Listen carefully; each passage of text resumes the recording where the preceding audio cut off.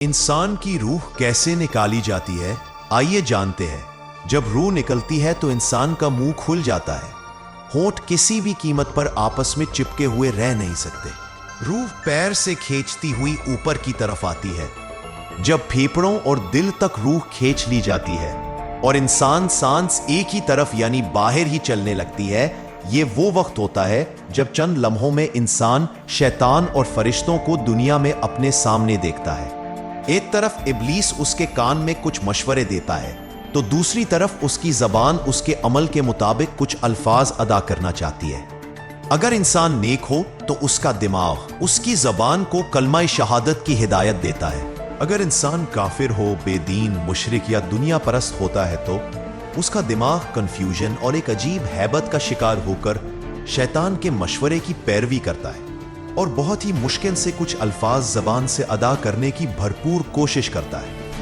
یہ سب اتنی تیزی سے ہوتا ہے کہ دماغ کو دنیا کی فضول باتوں کو سوچنے کا موقع ہی نہیں ملتا۔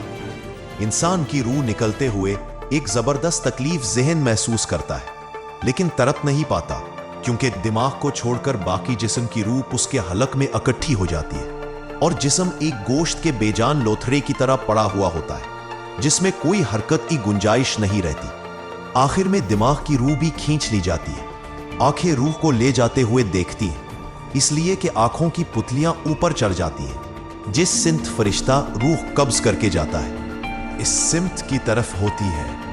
اس کے بعد انسان کی زندگی کا سفر شروع ہوتا ہے جس میں روح تکلیفوں کے تہہ خانوں سے لے کر آرام کے محلات کی آہٹ محسوس کرنے لگتی ہے۔